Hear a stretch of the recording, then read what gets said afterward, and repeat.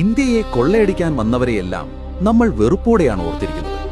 പക്ഷേ തമിഴ്നാട്ടിലെ തേനിയിൽ ഇന്നും കർഷകർ ദൈവങ്ങളുടെ കൂടെ ഒരു സായിപ്പിന്റെ ഫോട്ടോ വെച്ച് പൂജിക്കുന്നുണ്ടെന്ന് പറഞ്ഞാൽ വിശ്വസിക്കുമോ?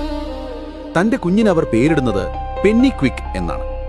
കാരണം ബ്രിട്ടീഷ് സർക്കാർ കൈവിട്ടിട്ടും സ്വന്തം നാട്ടിലെ വീടും സ്വത്തും വിറ്റ് ആ പണം കൊണ്ട് ഇന്ത്യക്കാർക്ക് ജീവൻ നൽകിയ ഒരേയൊരു വെള്ളക്കാരൻ ഇദ്ദേഹമാണ്.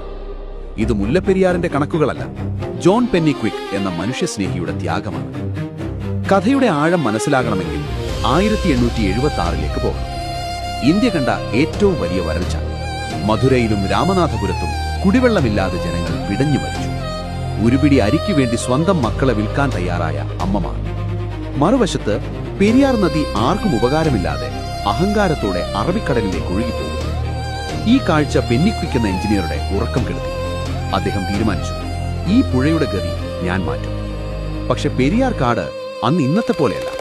മനുഷ്യൻ കാലുകുത്തിയാൽ മരണമുറപ്പുള്ള ഗ്രേവിയാർഡായിരുന്നു അത്. വിഷമുള്ള പാമ്പുകൾ, വിഴുങ്ങാൻ നിൽക്കുന്ന കടുവകൾ, അതിനേക്കാൾ വലിയ വില്ലനായി മലമ്പനി. ജോലിക്കാർ കൂട്ടത്തോടെ മരിച്ചു വീണു. എന്നിട്ടും തോൽക്കാൻ പെന്നി ക്വിക്ക് തയ്യാറായിരുന്നില്ല.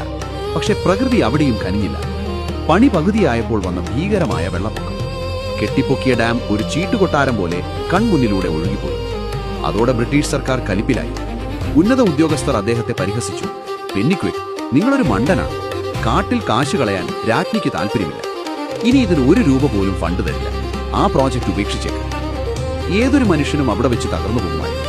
പരാജയം സമ്മതിച്ച് മടങ്ങുമായിരുന്നു. പക്ഷെ പെന്നി ക്വിക്ക് ചെയ്തത് ചരിത്രമാണ്. അദ്ദേഹം ആരും അറിയാതെ കപ്പൽ കയറി ഇംഗ്ലണ്ടിലേക്ക് പോയി. സർക്കാർ പണം തന്നില്ലെങ്കിൽ വേണ്ട, അദ്ദേഹം തന്റെ കുടുംബ സ്വത്തുക്കൾ മുഴുവൻ വിൽക്കാൻ തീരുമാനിച്ചു. ഭാര്യയുടെ സ്വർണ്ണാഭരണങ്ങൾ വിറ്റു.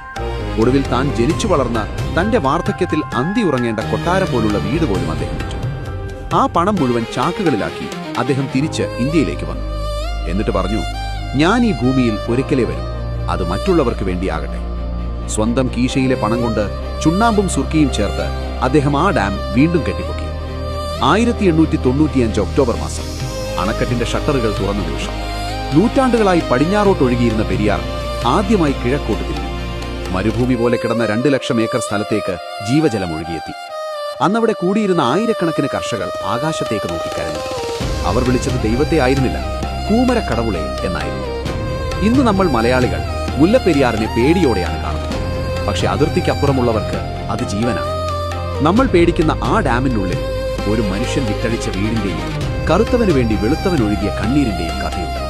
മധുരയിലെ പാടങ്ങളിൽ വിരിയുന്ന ഓരോ നെൽമണിയിലും കേണൽ ജോൺ പെന്നി ക്വിക്ക് എന്ന മനുഷ്യൻ ജീവിക്കുന്നുണ്ട്. ഇത് മായാക്കാഴ്ചകൾ.